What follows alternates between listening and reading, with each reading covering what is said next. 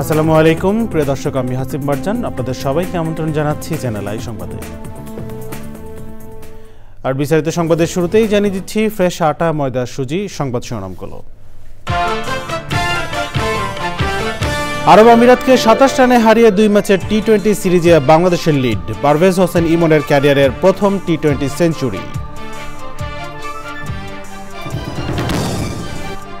মাগুরায় আলোচিত শিশু ধর্ষণ ও হত্যা মামলায় বোনের শ্বশুর হিটু শেখের মৃত্যুদণ্ডাদেশ ও ৩ আসামি খালাস। সবার শাস্তি না হয় পরিবারের অসন্তোষ। আলাদা মাইক্রোক্রেডিট ব্যাংক এখন সময়ের দাবি বললেন প্রধান উপদেষ্টা। প্রয়োজনীয় আইন করার নির্দেশ।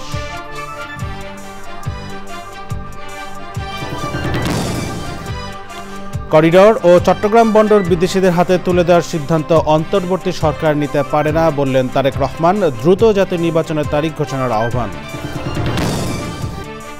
এবং নিজেদের মধ্যে বিবাদে জড়ালে গণঅভ্যুত্থান ব্যর্থ হবে বললেন ফরহাদ মজহার। লুটপাটের অভিযোগ ওঠায় তরুণ নেতৃত্বের প্রতি অনাস্থা।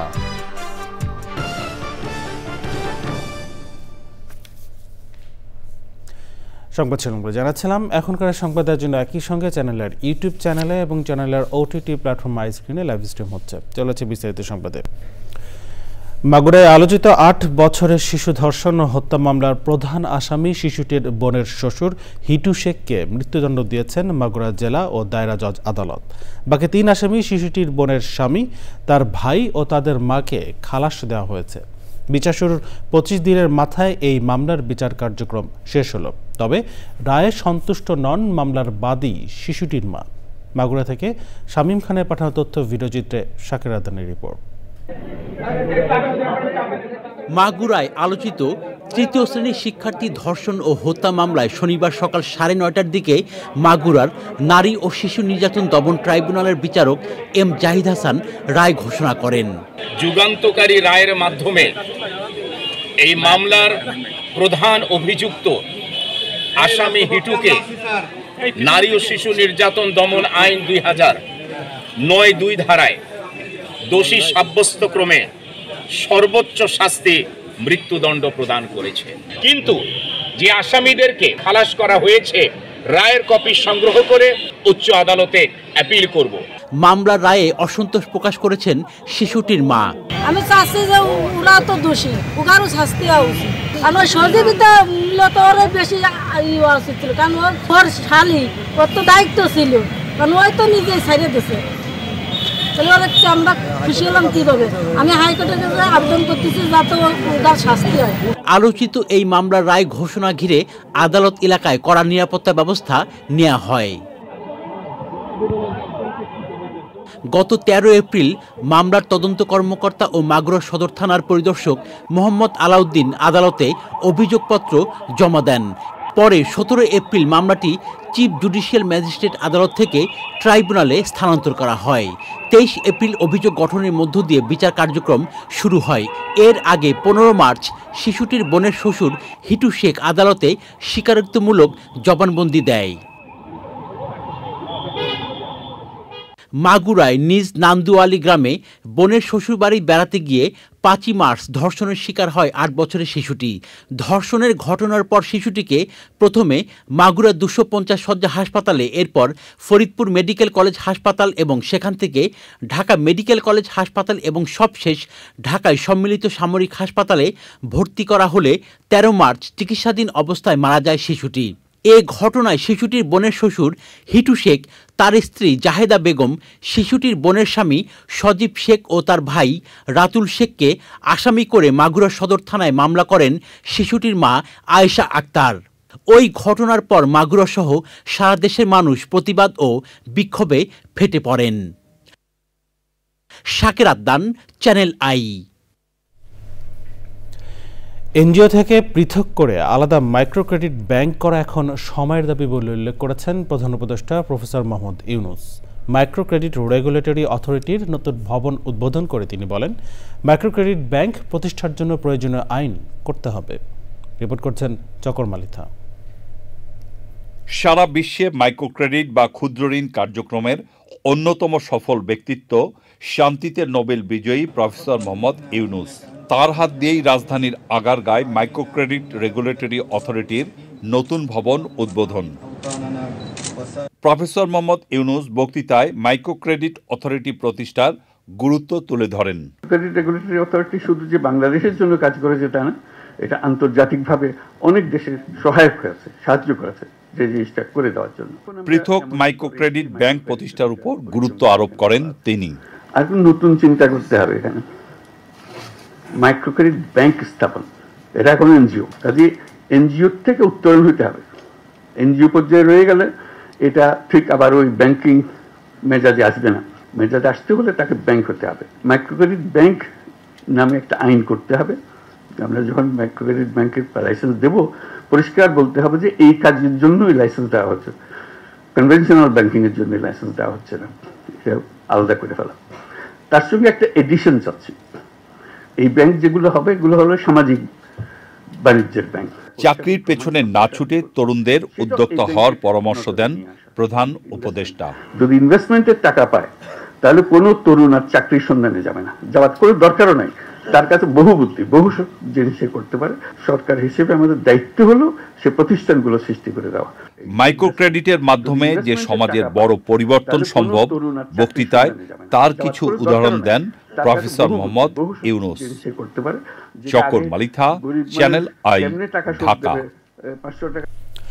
বিএনপির ভারপ্রাপ্ত চেয়ারম্যান তারেক রহমান বলেছেন, করিডোর বা চট্টগ্রাম বন্দরের ব্যবস্থাপনা বিদেশিদের হাতে তুলে দেওয়ার সিদ্ধান্ত অন্তর্বর্তী সরকার নিতে পারে না। এক আলোচনা সভায় তিনি বলেন, মাত্র 10 মাসেই সরকারের বিভিন্ন কর্মকাণ্ডে অস্থিরতা তৈরি হয়েছে, তাই পরিস্থিতি ঘোলাটে না করে অচিরেই জাতীয় নির্বাচনের তারিখ ঘোষণার আহ্বান জানান তারেক রহমান। বিস্তারিত জানাচ্ছেন আক্তার হোসেন। জাতীয়তাবাদী গণতান্ত্রিক আন্দোলন এনডিএম এর 8ম প্রতিষ্ঠাবার্ষিকী উপলক্ষে গুলশানের হোটেল লেকশোরে আলোচনা সভা। দেশে ফ্যাসিবাদের পতন ও গণতন্ত্র প্রতিষ্ঠার আন্দোলনে এনডিএম এর ভূমিকা তুলে ধরেন নেতারা। আমরা গণতন্ত্র ফিরিয়ে আনার জন্য লড়েছি, কোন ভঙ্গুর ফুল হিসাবে নয় যেটি সহজেই পদদলিত হবে, বরং একটি অটল বৃক্ষ হিসাবে যার শিকড় গাঁথা জনগণের ইচ্ছা, যার ভিত্তি ত্যাগের রক্তে আর যার ছায়া তৈরি হয় ঐক্যের মাধ্যমে। সকলকে জানিয়ে দেই, ফ্যাসিবাদ আর কখনোই এই মাটিতে মাথা তুলে দাঁড়াবে না। অনুষ্ঠানে প্রধান অতিথি হিসেবে লন্ডন থেকে ভার্চুয়ালি যোগ দেন বিএনপির ভারপ্রাপ্ত চেয়ারম্যান তারেক রহমান। তিনি বলেন, সংস্কার নিয়ে জনগণকে অন্ধকারে রেখেছে সরকার। দেশের সাংবিধানিক প্রতিষ্ঠানগুলোকে শক্তিশালী করা অবশ্যই অত্যন্ত প্রয়োজন এবং এজন্য প্রয়োজন গণতান্ত্রিক চর্চা। পরিস্থিতি অযথা ঘোলাটে না করে জাতীয় নির্বাচনের সুস্পষ্ট তারিখ ঘোষণা করুন। করিডোর বা চট্টগ্রাম বন্দরের ব্যবস্থাপনা বিদেশিদের হাতে তুলে দেওয়ার সিদ্ধান্ত শুধুমাত্র নির্বাচিত সরকারই নিতে পারে বলেও মন্তব্য করেন তিনি।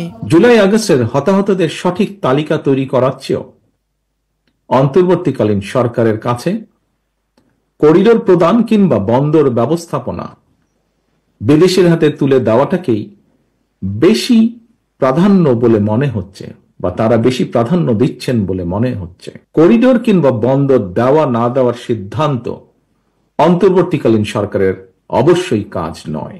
বিরাজনীতিকরণ হলে গণতন্ত্র ও দেশ ক্ষতিগ্রস্ত হয় মন্তব্য করে দ্রুত নির্বাচনের তারিখ ঘোষণার আহ্বান জানান তারেক রহমান। Akhtar Hossain, channel I, Dhaka. রাষ্ট্র নয় বরং ব্যক্তি পর্যায়ে সার্বভৌমত্ব নিশ্চিত করতে শেখ হাসিনার বিধান বাতিল করার সুপারিশ করেছেন গবেষক ফরহাদ মজহার। গোলটেবিল আলোচনায় তরুণদের উদ্দেশ্যে তিনি বলেন, নিজেদের মধ্যে বিবাদে জড়ালে গণ অভ্যুত্থান ব্যর্থ হবে। অনুষ্ঠানে এনসিপির প্রতিনিধি সামান্তা শারমিন মনে করেন, ক্ষমতা ও অন্যায়ের কাঠামো পরিবর্তন করতে রাজনীতিকদের অনীহা বলে দেয় জুলাই ঘোষণা আসছে না। অন্যদিকে লুটপাটের অভিযোগ ওঠায় তরুণ নেতৃত্বের প্রতি অনাস্থার কথা জানিয়েছেন রাষ্ট্র সংস্কার আন্দোলনের নেতারা। পান্ত রহমান জানাচ্ছেন বিস্তারিত। পবিত্র কোরআনের আলোকে সাম্য, মানবিক মর্যাদা ও সামাজিক সুবিচার বিষয়ে আলোচনায় বক্তারা কথা বলেন গণমানুষের সর্বাত্মক স্বাধীনতা নিয়ে। ঐক্যবদ্ধ হয়ে সংগ্রাম করতে হবে। গণমানুষের অংশগ্রহণে জুলাই আন্দোলন হলেও জন আকাঙ্ক্ষা পূরণ হয়নি বলেই মনে করেন তরুণ প্রতিনিধিরা। এখন পর্যন্ত আমরা জুলাই বিপ্লবের যে ঘোষণাপত্র, সেই চুক্তিপত্রের ব্যাপারে কি ধরনের টালবাহানা হচ্ছে এবং এই ঘোষণাপত্রের যে অনীহা, এই অনীহা থেকে আমরা যেটা বুঝতে পারি যে এখানে মূল যে পাওয়ার স্ট্রাকচার, মূল যে অন্যায়ের কাঠামো পুরো বাংলাদেশ ব্যাপী এই অন্যায়ের কাঠামো পরিবর্তন করার কোনো ইচ্ছা আমাদের এখানে মূল স্টেক হোল্ডারদের নাই, রাজনৈতিক স্টেক হোল্ডারদের নাই। বিএনপি বিরুদ্ধে আমরা বিভিন্ন জায়গায় লুটপাটের আমাদের কাছে অভিযোগ আছে, এনসিপির বিরুদ্ধেও আছে, সরকারে যারা আসলে আমাদের ছাত্র প্রতিনিধি আছে তাদের বিরুদ্ধে আসছে। আজকে 10 মাস হয়ে গেল, আমরা এখন পর্যন্ত একজন সার্ভিং উপদেষ্টা সম্পদের হিসাব আমাদের কাছে নাই। এটা আরেকটা আমাদের সঙ্গে একটা প্রতারণা। গবেষক ফরহাদ মজহার আশা করেন তারুণ্যের শক্তি উচ্ছৃঙ্খলতায় রূপ নেবে না। জনগণের কাছে ক্ষমতা ফিরিয়ে দেওয়ার লড়াইটা আমরা করেছি, তার জন্য আমরা এই হাজার হাজার আমাদের তরুণরা জীবন দিয়েছেন এবং একই সঙ্গে বহু তরুণ কিন্তু পঙ্গু হয়ে রয়েছে। তারা কোনো বিশেষ ধর্ম কায়েম করার জন্য তারা লড়াই করেন নাই। যদি তারা কোনো মতাদর্শ কায়েম করবার জন্য লড়াই করে থাকেন, সেটা হচ্ছে যে ফ্যাসিস্ট শক্তি এবং ফ্যাসিস্ট রাষ্ট্র ব্যবস্থার বিলুপ্তি।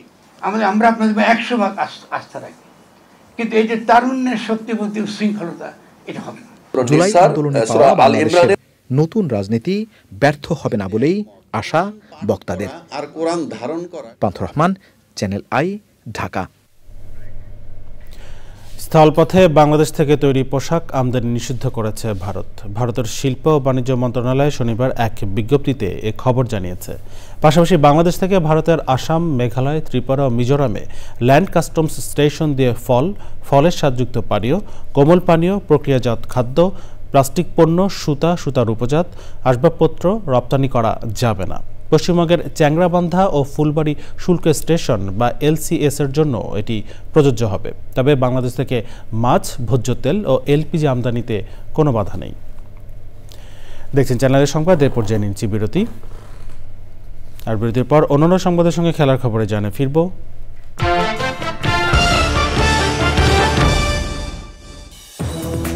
ফিরলাম বিরতির পর, স্বাগত আরও একবার চ্যানেল আই সংবাদে। যুক্তরাষ্ট্রের কেন্টাকি ও মিজৌরি রাজ্যে ভয়াবহ টর্নেডোতে কমপক্ষে 21 জনের মৃত্যু হয়েছে, আহত হয়েছেন অনেকে। স্থানীয় সময়ে শুক্রবার রাতে কেন্টাকি ও মিজৌরির বেশ কিছু এলাকায় একাধিক টর্নেডো আঘাত হানে।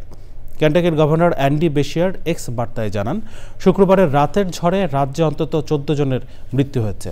কেন্টাকিতে ঝড়ের সবচেয়ে বেশি ক্ষতি হয়েছে লরেল কাউন্টিতে। শেরিফ অফিস জানিয়েছে, ক্ষতিগ্রস্ত এলাকায় আটকে পড়া মানুষদের উদ্ধারে কাজ চলছে। অন্যদিকে মিজোরি রাজ্যে অন্তত 7 জনের মৃত্যু হয়েছে।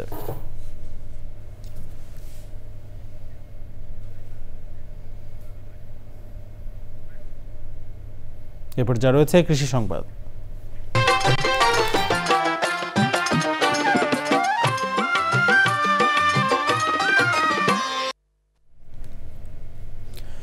গত বছর ভুট্টা চাষে সাফল্য পেয়ে এবছর মৌলভীবাজারে ভুট্টার আবাদ বেড়েছে। জেলার হাওড় অঞ্চল সহ বিভিন্ন এলাকার পতিত জমিতে মাথা উঁচু করে দাঁড়িয়ে আছে সারি সারি ভুট্টা গাছ।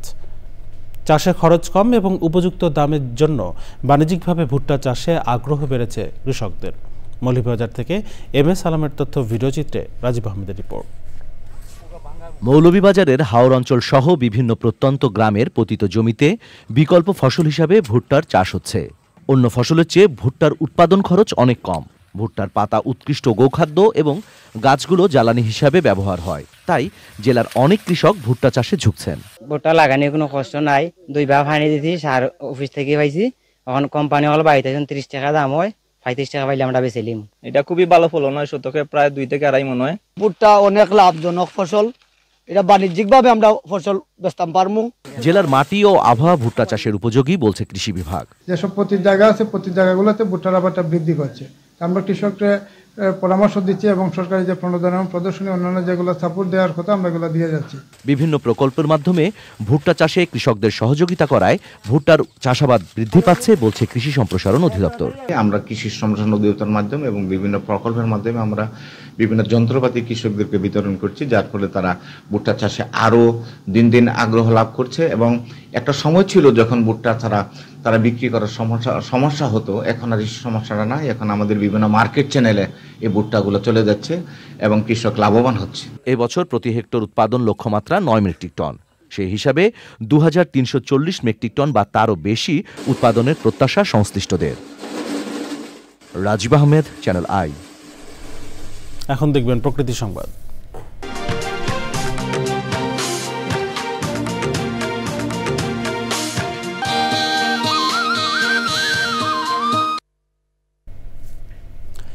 আইন অমান্য করে গাইবান্ধার সদর, পলাশবাড়ী ও গোবিন্দগঞ্জের লোকালয় ও ফসলি জমিতে গড়ে উঠেছে অবৈধ ইটভাটা। ভাটায় কাঠ পোড়ানোয় বনভূমি যেমন উজাড় হচ্ছে, কাটা হচ্ছে ফসলি জমির উপরিভাগের উর্বর মাটিও। ভাটার বিষাক্ত ধোঁয়ায় স্বাস্থ্য ঝুঁকি বাড়ার পাশাপাশি নষ্ট হচ্ছে ফল ফসল, প্রকৃতি ও পরিবেশ। অবৈধ ইট ভাটা বন্ধে দ্রুত আইনি ব্যবস্থা নেওয়ার দাবি জানিয়েছেন ভুক্তভোগীরা। অবৈধ ইট ভাটা বন্ধে অভিযান পরিচালনা সহ তৎপর রয়েছে পরিবেশ অধিদপ্তর। ফারুক হোসেনের তথ্য ভিডিওচিত্রে রিপোর্ট করছেন আফরোজা হাসি। প্রকৃতি ও পরিবেশ রক্ষায় আবাসিক এলাকা, শিক্ষা প্রতিষ্ঠান ও ফসলি জমিতে আইন করে ইটভাটা স্থাপন নিষিদ্ধ করেছে সরকার। কিন্তু আইন লঙ্ঘন করে ৭ উপজেলার বিভিন্ন স্থানে গড়ে উঠেছে ১২৫টি ইটভাটা, যার অধিকাংশের নেই পরিবেশের ছাড়পত্র। ইটভাটার বিষাক্ত ধোঁয়ায় শ্বাসকষ্ট সহ স্বাস্থ্য ঝুঁকিতে রয়েছেন এলাকাবাসী। আম, জাম কিংবা কাঁঠাল, নারিকেল, সুপারি এই ফলগুলো আর হচ্ছেই না। দেখা যায় যদিও আসে এবং সেটা পরিপূর্ণ হওয়ার আগেই সেটা ঝরে যাচ্ছে, নষ্ট হয়ে যাচ্ছে। গ্যাস ছাড়ার কারণে এই ক্ষতিটা হয়েছে। ভাটা হলো ইয়াও দিয়ে আমার ক্ষেত পোড়া গেছে। ইট নির্মাণের মাটিও সংগ্রহ করা হচ্ছে ফসলি জমি থেকে। ফল ফসল নষ্ট হওয়ায় চরম হুমকিতে কৃষকরা। গ্যাসটা ছাড়িয়ে দেওয়ার পরে বাতাসটা হুমকারি আসে, ওই জায়গা থেকে কিছু ভাটার একটু দূর থাকিয়ে আপনার যে জমিটা, ওখানে গ্যাসটা আসে, বাতাসটা পড়ে যায়, আপনার ধান ওই সাইডের ধান অনেক ধান ক্ষতি হয়েছে। ভাটা তো মেলা ধরনের ক্ষতি হয়, এলাকার আমটাম বা ধান ধুন এলে ক্ষতি হচ্ছে ভাই। বলে আশেপাশে ইট ভাটা থাকার কারণে ইট ভাটার যে গ্যাস ছাড়লে যে তাপমাত্রা হয়, এটার ফলে ধানে আসলে হিট স্ট্রোকের কারণে আসলে তাপমাত্রা লাগার কারণে এইরকম হয়েছে। কিন্তু আমরা কৃষকদের জিজ্ঞেস করলে কৃষকরা আসলে এখন পর্যন্ত আমাদের কাছে কোনো অভিযোগ করেনি। এছাড়াও যদি কৃষকরা আমাদের কাছে অভিযোগ করে স্পেসিফিক যে ইট ভাটার কারণে এইরকম হয়েছে, তাহলে আমরা অবশ্যই আইনানুগ ব্যবস্থা নেব। পরিবেশ বিরোধী ইটভাটা বন্ধে কঠোর ব্যবস্থা নেওয়ার আশ্বাস পরিবেশ অধিদপ্তরের। 19টি অবৈধ ভাটার বিরুদ্ধে মোবাইল কোর্ট পরিচালনা করছি, করে মোট 69 লক্ষ টাকা জরিমানা আদায় করেছি। আর অন্যান্য ভাটার বিরুদ্ধে আমাদের এখনো চলমান আছে আইনগত ব্যবস্থা গ্রহণ। খাদ্য নিরাপত্তা নিশ্চিতের পাশাপাশি প্রাকৃতিক ভারসাম্য রক্ষায় পরিবেশ বান্ধব ইটভাটা স্থাপনে জোর দিয়েছেন পরিবেশবাদীরা। আফরোজা হাসি, প্রকৃতি ও জীবন ডেস্ক, চ্যানেল আই। জানাবো খেলার খবর।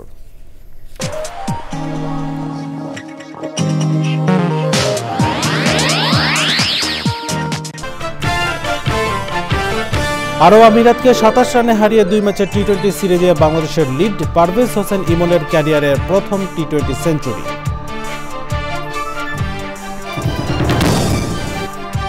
মাগুরায় আলোচিত শিশু ধর্ষণ ও হত্যা মামলায় বোনের শ্বশুর হিটু শেখের মৃত্যুদণ্ডাদেশ ও ৩ আসামি খালাস। সবার শাস্তি না হয় পরিবারের অসন্তোষ। আলাদা মাইক্রো ক্রেডিট ব্যাংক এখন সময়ের দাবি, বললেন প্রধান উপদেষ্টা। প্রয়োজনীয় আইন করার নির্দেশ।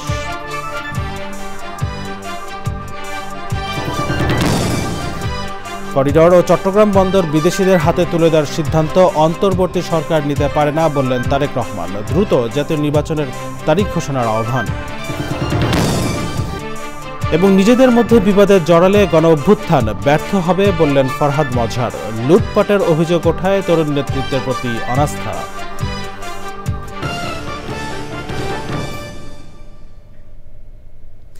চ্যানেলের সর্বশেষ সংবাদ জানতে ভিজিট করুন channelionline.com। যুক্ত থাকুন আমাদের সোশ্যাল মিডিয়ার প্ল্যাটফর্মগুলোর সাথে। এই চলে চ্যানেলের সংবাদে এখনকার আয়োজন। এখন সাথে থাকার জন্য ধন্যবাদ সবাইকে।